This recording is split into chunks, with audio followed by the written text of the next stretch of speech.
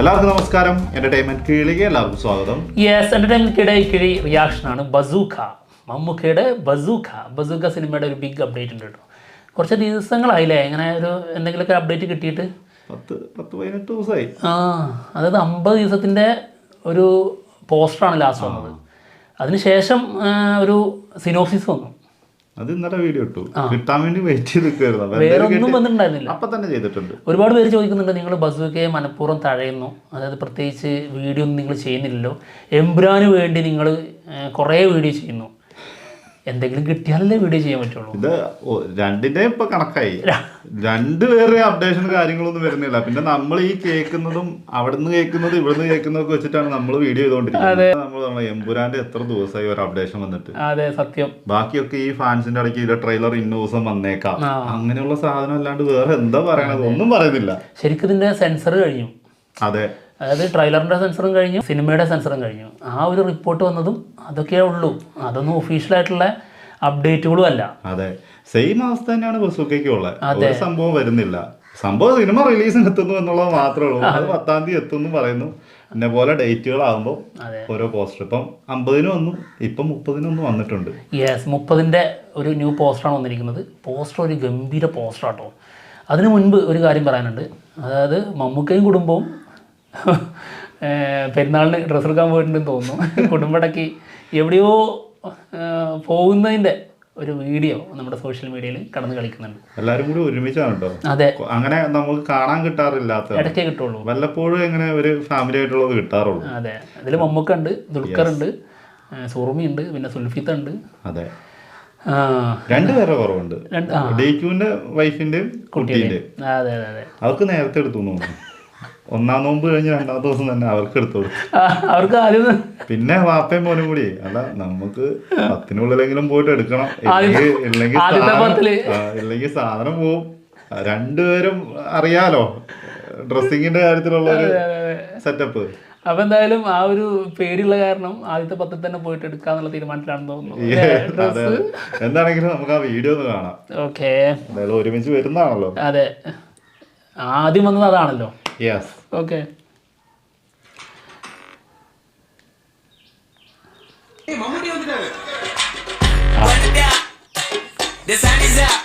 അയ്യോ, ഹനുമാൻ കഴിഞ്ഞ് ഓടിക്കോ.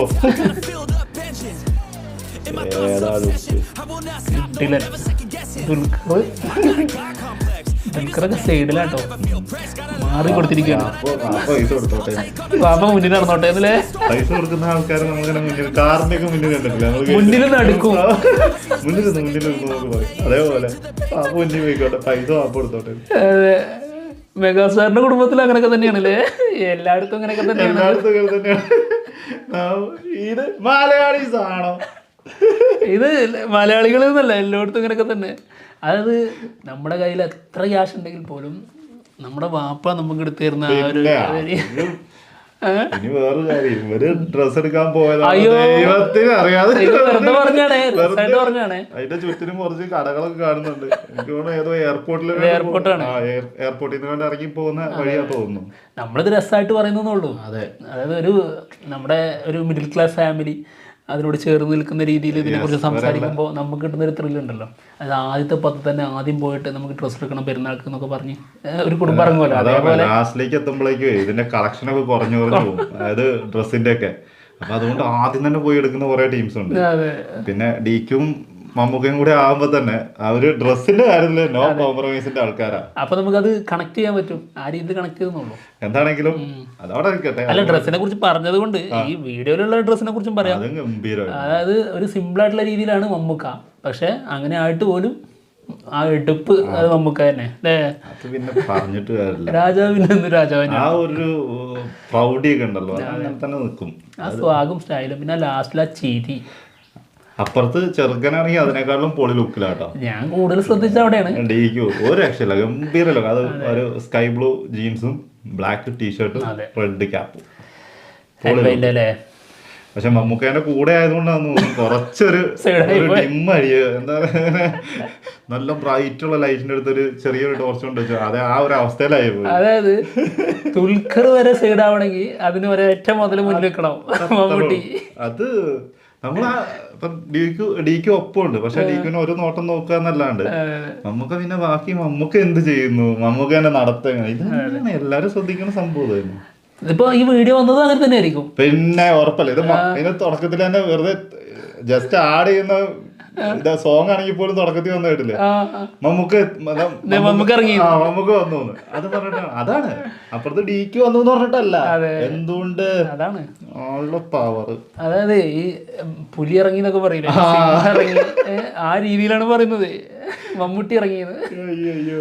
ഓക്കെ, എന്തായാലും ഇന്ന് വന്ന പോസ്റ്ററിലേക്ക് കടക്കാം. അതവിടെ നിൽക്കട്ടെ, വീഡിയോയും ഡ്രസ് എടുക്കലൊക്കെ കടക്കട്ടെ. അതെ, നമുക്ക് ബസൂക്കയിലേക്ക് പോവാം. പക്ഷെ ഈ പോസ്റ്ററിന്റെ അപ്പുറത്തേക്ക് തൂക്കിയത് ആ വീഡിയോ തന്നെയാണ് അല്ലേ? ഓക്കെ, ഇതാണ് പോസ്റ്റർ. ഇനി നമുക്ക് ഒരുപാടൊന്നും കാത്തിരിക്കണ്ട, വെറും 30 ദിവസം മാത്രം കാത്തിരുന്നാൽ മതി. ഏകദേശം ഒരു മാസം, തികച്ചും ഒരു മാസം. എന്താണെങ്കിലും ഫോട്ടോ. യെസ്, ഇത് നമ്മൾ ആദ്യമായിട്ട് കാണുന്നൊന്നല്ല, പക്ഷെ ഈ ഒരു ആംഗിളിൽ ഇത് ആദ്യമായിട്ട് കാണുന്ന. ജാക്കറ്റ് കണ്ടപ്പോൾ തന്നെ തോന്നി നല്ല പരിചയമുള്ള ജാക്കറ്റ്. സെക്കൻഡ് ലുക്ക്, അതന്നെ സെക്കൻഡ് ലുക്കിലുണ്ടായിരുന്ന അതേ കോസ്റ്റ്യൂം, ആള് വേറൊരു ആംഗിളിൽ നിന്നിട്ട് ഫോട്ടോ എടുത്തിരിക്കുന്നു. അതെ, അത്രേ ഉള്ളൂ. ഈ രീതിയിൽ തന്നെയാണ് ആ ഒരു ഫോട്ടോയും, കാരണം കാറിന്റെ ഉള്ളിൽ നിന്ന് പുറത്തേക്കുള്ള രീതിയിലാണ് ഫോട്ടോ, അതും അങ്ങനെ തന്നെയായിരുന്നു. ഇത് ഗംഭീര സാധനമായിട്ടോ. ഇത് ലുക്ക് ഒരു രക്ഷയില്ല, കിഡ് ലുക്ക്. തലമുടി കെട്ടിച്ചേക്കണത് ഞാൻ നിന്റെ മുടി ഓർക്കുന്നു. ഞാനിങ്ങനെ ഒരു പ്രാവശ്യം കെട്ടിച്ചിട്ട് ഞാൻ എന്റെ ഫോട്ടോ ഇട്ടിട്ടുണ്ടായിരുന്നു ഫേസ്ബുക്കിൽ, ഇപ്പോഴും ഉണ്ട്. ഇങ്ങനെ പിടിച്ചിട്ടൊരു സാധനം, ഒരു ചെറിയ മുടി വളർന്നു വരുന്ന സമയത്ത് നമുക്ക് കെട്ടാനുള്ള ആഗ്രഹം കൊണ്ട് കെട്ടി വെക്കുന്നത്. ഇതങ്ങനെ ഇത് ക്യാരക്ടറിന് വേണ്ടിയിട്ട്, ഇത് ഒറിജിനൽ അല്ലേ? ഞാൻ ക്യാരക്ടറിന് വേണ്ടിട്ട് തന്നെ ആയിരുന്നു കേട്ടോ, കളിക്കാനൊക്കെ. പക്ഷെ അത് നടന്നില്ല. ഇതും ഞാനും തമ്മിൽ വ്യത്യാസം ഉണ്ടെങ്കിൽ പോലും. ഓക്കെ, എന്തായാലും കിഡിലം പോസ്റ്ററാണ്, കിഡിലം പോസ്റ്റർ ലുക്ക് തന്നെയാണ് സ്പെഷ്യാലിറ്റി. പിന്നെ ബാക്ക്ഗ്രൗണ്ടൊക്കെ മാറ്റിയതാണ് തോന്നുന്നു. കാരണം സെക്കൻഡ് ലുക്ക് നോക്കിക്കഴിഞ്ഞാൽ മനസ്സിലാവും അതൊരു ഗ്യാരേജിലായിരുന്നു അല്ലേ? അതൊരു ഗ്യാരേജിലായിരുന്നു. അപ്പോൾ അതേ അവിടെ നിന്ന് നടത്തിയ ഒരു ഫോട്ടോഷൂട്ട് തന്നെ ആയിരിക്കും ഇതും. അപ്പോൾ എന്തായാലും ബാക്ക്ഗ്രൗണ്ട് മാറ്റി കൊടുത്തായിരിക്കും. സത്യം, ഞാനിങ്ങനെ ഈ ഒരു ഇത് കണ്ടപ്പോ ഞാൻ എന്റെ ആ മുടി വളർത്തലും ഞാൻ ആ ക്യാരക്ടറിലേക്കൊക്കെ പോയിട്ട് വരാം. ആ ക്യാരക്ടറൊക്കെ നമുക്ക് ചെയ്യുന്നുള്ള അവസ്ഥ ആലോചിച്ചു. നമുക്ക് പറയണതേ ആലോചിക്കാൻ പറ്റില്ല കേട്ടോ. അത് ഈ ഒരു അന്നത് ഷോർട്ട് ഫിലിമിന്റെ രീതി ചിന്തിച്ചു, പക്ഷെ പിന്നെ നമ്മൾ തിരിച്ചറിഞ്ഞു അത് ഷോർട്ട് ഫിലിമിനുള്ള സാധനം അല്ലാതെ ഗംഭീര സാധനമായിരുന്നു.